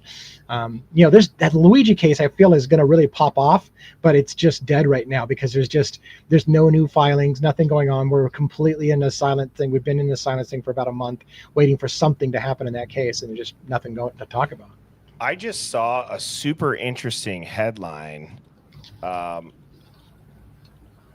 the Luigi case, and it had something to do with like, can anybody make sense of what this, I can't remember it. It was like only it was a headline about like only an experienced author would be able to, unravel Luigi's story or motive. And I started thinking about how you were talking about, like, with kind of like, was it a game? Like, your theory on that the first time you brought it up was crazy. And I don't know if you want to rehash that. If there's anybody that has not followed the Luigi case, that still is one where I feel like maybe the Hive would find interest in if they didn't tune in for that first time. Because do you still remember the details about how I do, and it is kind of your wheelhouse, right? It is the Hive kind of thing. In the early stages, Luigi Mangione had formed a game club at the University of Pennsylvania called Upgrade, which is the University of Pennsylvania Game and Research Environment or something like that, Upgrade. And so when the shooting happened, there was strange things that had game elements to it. Like, for example, a bag of Monopoly money was found inside Central Park. And then there was the fact that, Luigi Mangione was arrested in Altoona, Pennsylvania, which was a stop on the Pennsylvania Railroad. And he was arrested in Altoona, Pennsylvania at a McDonald's that used to have the Monopoly game.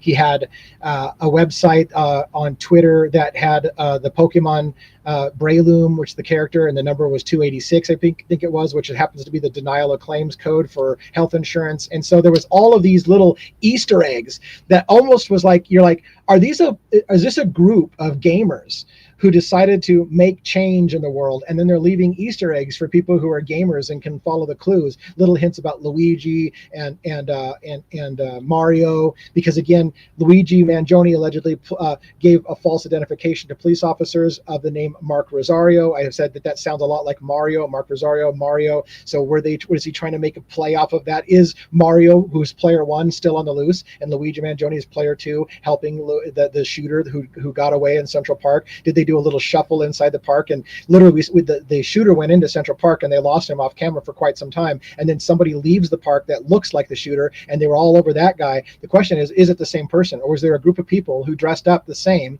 and pulled a little shuffle inside Central Park, and the shooter just simply changed into street clothes and walked out, and all of the feds went the wrong direction looking for somebody that looked like him? So is there a big huge game afoot? And there's lots of evidence that there may be some kind of game element to it, that they're playing the feds. And look at what Sherlock Rome's just put on screen. He says Monopoly was invented to teach people the dangers of capitalism, which fits the crime. Yeah. I mean, dude, I remember when you told me that, I'm like, holy shit. So I guess, is it, and I don't follow the Luigi case more than the headlines and what I see you put out, but like, would you say the general consensus is that Luigi 100% is the guy that pulled the trigger, or is he the guy playing the role that's going to take the fall if it's that giant kind of conspiracy octopus tentacle web? Well, again, another thing we didn't mention too much was the movie How to Blow Up a Pipeline, which was a recent movie, right? Sorry, I'm just laughing at Sherlock Holmes. Like, we are all on a new list tonight. Woo! And then you just say How to Blow Up a Pipeline. Like, yes, but that's not going to help our algorithm at all. Right? But yeah, How to Blow Up a Pipeline was a movie. Well, it was a nonfiction book that was turned into a fiction movie about a group of individuals in their 20s who decided that they were going to perform an act of industrial espionage and blow up an oil pipeline because it was damaging people. And they had concluded that protests don't do any good, that activism doesn't do any good, that they needed some kind of form of violence in order to actually make social change. And so the group of people decided that they were going to let one person take the fall for everybody. And in this case, it was somebody that basically I think might have had a terminal illness and was going to die anyways. And they're like, fuck it, I'll just take the fall for everybody so that everybody else can get away with this and walk scot-free. So in the early stages, I was asking that question. If this is a group of gamers, are they literally playing some grand game of how to blow up a pipeline? A group of people got together and they conspired and said, Luigi Mangione will take the fall for the group of us so that the shooter can get away and do it again. And I won't be surprised if during Luigi Mangione's trial that a shooter doesn't strike again and another CEO gets shot. And now that's not going to let Luigi Mangione just suddenly walk. It's like, oh, I guess the adjuster, because that's what they used to call him, the adjuster, because he was adjusting claims denials.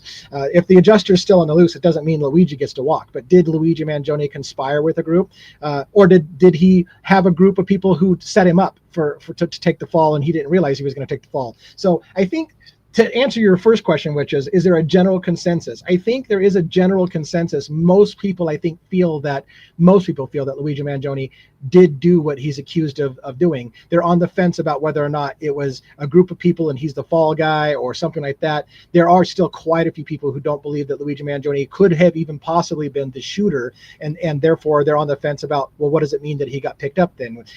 But so I don't know. I think majority of people think he did it. Now they're just trying to figure out why and how they feel about it. Now that he's done it. But. Do you ever feel like, so here's my 2 cents. This is an uninformed opinion. Like, I don't follow this case, like I just said. But one of the things that I noticed on social media is that it almost seemed, and see, now devil's advocate, I'm out of my comfort zone saying this about a case that I don't know very well. Nice. But from a social media standpoint, it seemed like very coordinated when the tides turned to like almost social geoengineering, where all of the rage towards the healthcare system now was funneled through Luigi. Like, you went on TikTok or you went on social media, like it was getting out of hand, where like people were just very openly saying like good, like, and right. They didn't hold back. Right. But it seemed like it all turned at the same time. Like, it was like almost ironic, then it was rage, and then it's like, oh shit, like, dude, this might get more violent. Yeah. I mean, here's the thing. It's a difficult case for me because, again, if Luigi Mangione did it, there's and this is the part that I always have a hard time explaining. It's very hard to talk about, which is that there's a group of people who feel that it was justifiable homicide. Again, the logic would be this. Brian Thompson was in charge of the United States' largest healthcare provider, which was leading the way in denial of claims and was literally killing thousands of people that need coverage and need life-saving techniques. And they were having AI. They literally used AI to automatically reject claims, and people would die while waiting and fighting claims for things that they should be cared for. So did Luigi Mangione feel that this was, and there's hints that he did do this. There's hints that he viewed this as an act of terrorism that the health insurance industry has waged on America, and therefore fighting back and killing Brian Thompson is just an act of war. It's a self-defense thing. It's not murder. It's they fired the first shots, so I'm firing the next shot, and trying to wake up America that this is a war, that they're literally the upper class is waging war on America and fucking us for money and stakeholders' profits and making money off of your deaths, and somebody should be mad and rise up and fight the system. So, and that's tough, because then you get into the whole, are you trying to say that you believe in anarchism? Do you believe in vigilantism? Do you think everybody should just go out and shoot everybody because they think you did the wrong thing? It just gets into a real shit show. It's very hard for me to talk about the subject and educate people on the bigger issue without making it sound like you're trying to advocate for violence. But. Which is interesting, though, because what you just said at the end there, we're not advocating for violence. Right. But interestingly enough, there's been no conversations about better policy. People want like Nuremberg style trials for this shit. Mm-hmm. You know what I mean? It's interesting. It's not like if you guys just changed this one thing, the rage would go away. burn it down has been right. I mean, Yeah, no, it's disturbing. The shareholders of United Healthcare have literally sued the company because they're not getting the profits they were promised, because the stock took a dive after their CEO was shot and killed, and the shareholders are pissed and saying, "You've told us we were going to get X number of profits. I don't care that your CEO got shot and killed. Where's my profits? You promised me." And they're suing the company for not realizing the profits they were told. And the way they were making the profit was using AI to deny more claims so that they'd be more profitable, so they wouldn't have to pay out money for saving people's lives. fiduciary responsibility has no morals. Yeah, and it's ridiculous. it's there's a big discussion to be had, and it's difficult to talk about. I think it's going to be a huge thing. It's one of those cases where I said, and this may be boring to your audience. So No, it's not. It's not. You're good. Which is that It's not to me. I don't know if it is to them. this has the potential to be a landmark case in America. If somehow Luigi Mangioni's attorneys are able to put the United States healthcare system on trial by saying that this was an act of self-defense, because by killing one man, Brian Thompson, he tried to affect change and stop the murder of thousands of individuals. There could be a defense that basically says it was an act of self-defense, and if that ever gets upheld by a jury, that we can understand why shooting Brian Thompson might have been seen as a heroic thing, an act of self-defense to try to save lives. That could be a landmark case in America. This could change a lot of things if they allow that to be used that way. And I just looked up, for people that are curious about some statistics on specifically United Healthcare, whether it's denied or delayed claims. 60,000 plus people die annually in the United States from denied or delayed healthcare. Hundreds of thousands go bankrupt. The number one cause of bankruptcy in America is medically related bills. That is the number one cause of filing bankruptcy in America. So the whole being like Luigi being a proxy for millions of voices, is that a stretch? No. And is the court afraid to let it happen? Right. And this is why people are saying New Yorkers are spreading the word about jury nullification. Jury nullification is basically you go into a court system and the feds prove that not Brian Koberger. Look, I got my cases mixed. The feds prove Luigi Mangioni shot Brian Thompson. And you know what the jury could say? Yeah, you're right. He did. And we don't fucking care. Not guilty. And that would be a huge statement, because the jury has the ultimate decision, and they can literally say, the jury could literally say, by the letter of the law, you're right. Luigi Mangioni shot Brian Thompson. We agree. And the verdict is not guilty. Think about from a legal standpoint, when I was just asking about would the courts let that happen, because how many precedents is that set now for like justifying what you did and what is the provoking behind it? Right? Like you would have to, that would change a lot of laws maybe, or that would change a lot of stuff if like I was provoked to do this. In at least in Luigi's case, it would. Yeah, and this was this was the subject of a Law and Order fictional episode where they depicted Luigi Mangioni in a fictionalized way, and it was funny because the attorney for Luigi Mangioni is on the advisory board for Law and Order. So this fictionalized story called Folk Hero, which was about Luigi Mangioni, the whole argument is that if you shoot somebody in self-defense, that's not called murder. It's self-defense. And so if you can prove that you shot somebody in self-defense, it's self-defense. It's not murder, and you don't go to jail for it. In addition, most states also have the caveat that if you shoot somebody and kill somebody because they were killing somebody else and you stopped them from killing somebody else, you also are not convicted of murder for shooting and killing somebody else who was in the commission of killing somebody right in front of you. You can stop them. And as the fictional show stated, they had a really interesting judge who said, the law didn't anticipate this situation, but it's true. Nothing in the law states that the person who you're trying to stop killing somebody has to be standing right in front of you.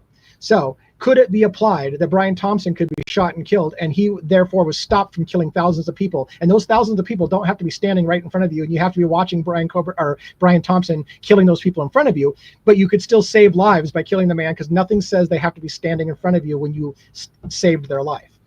Right. And I was looking up what counts as provocation. Is that how you'd say it? Is that how you pronounce it? Because I always think like provoking, but provocation is the legal term. They legally, traditionally, it's defined as an immediate personal threat, an insult, a threat to bodily safety, or a sudden emotional shock that causes a temporary loss of control.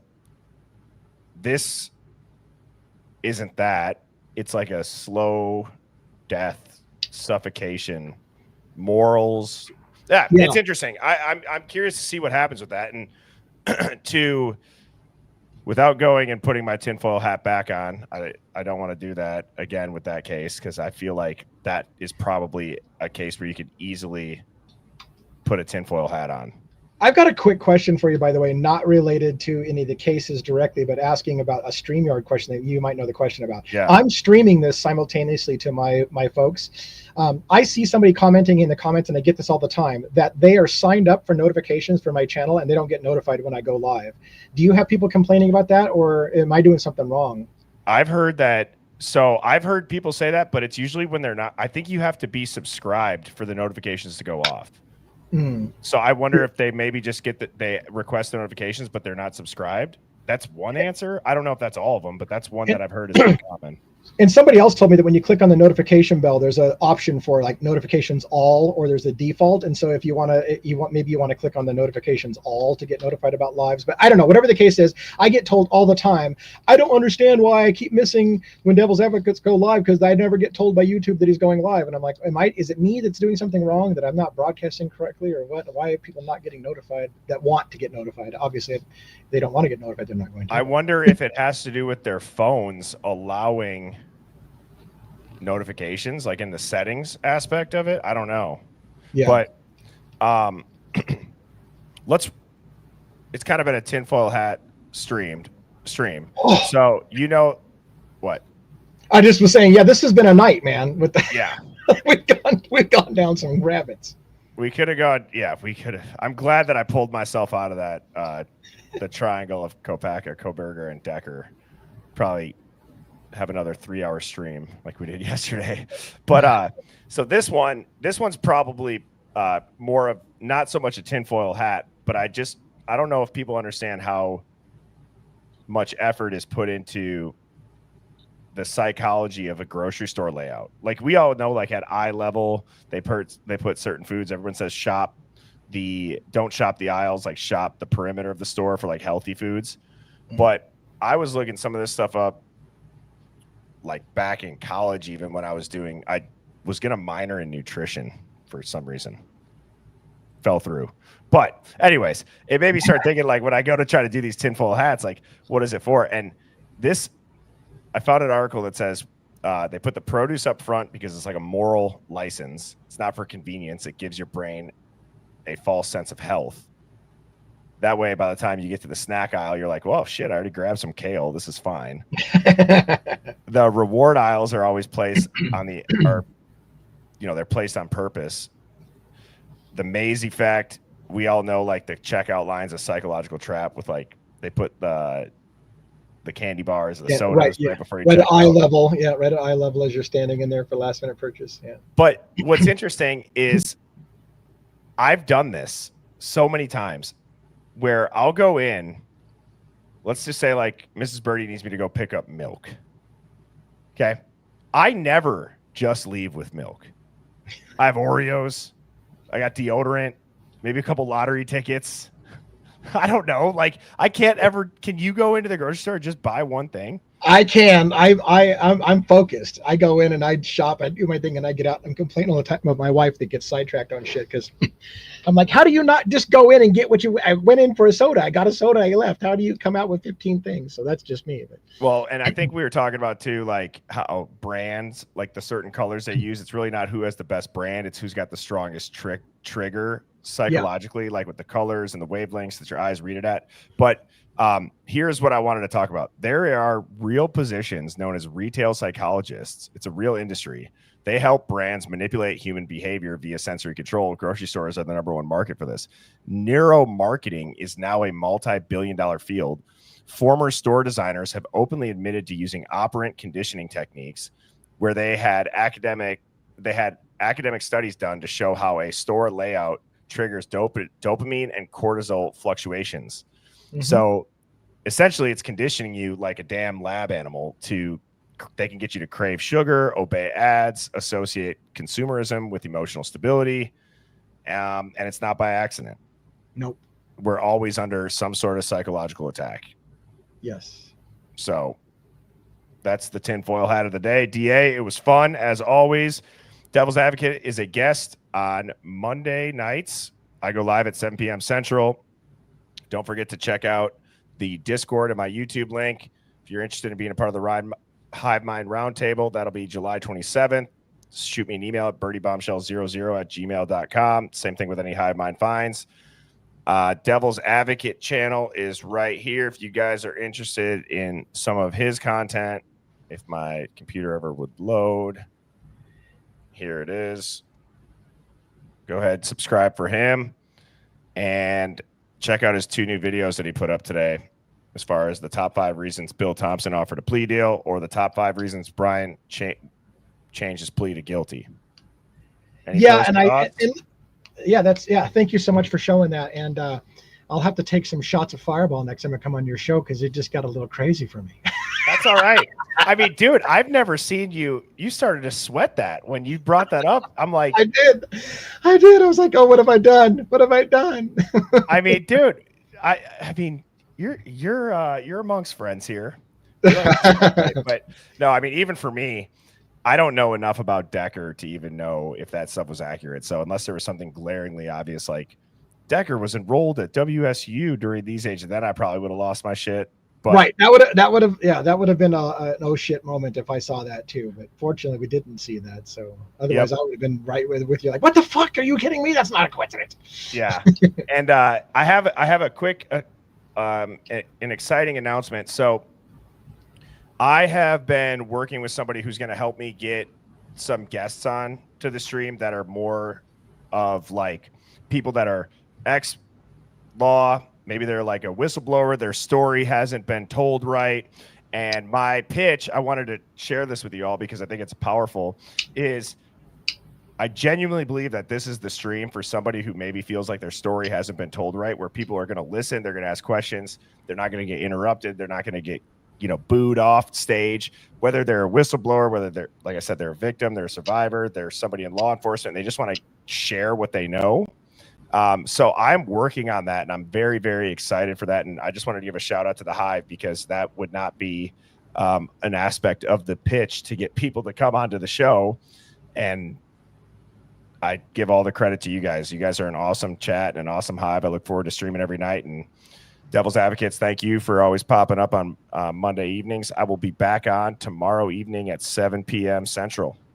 All right. Thank you so much for having me once again. Yep. Cheers, everybody. Later. Birds flying high, you know how I feel.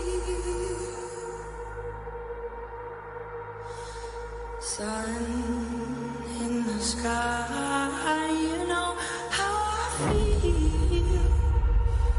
Breeze drifting on by, you know how I feel. It's a new dawn, it's a new day, it's a new life.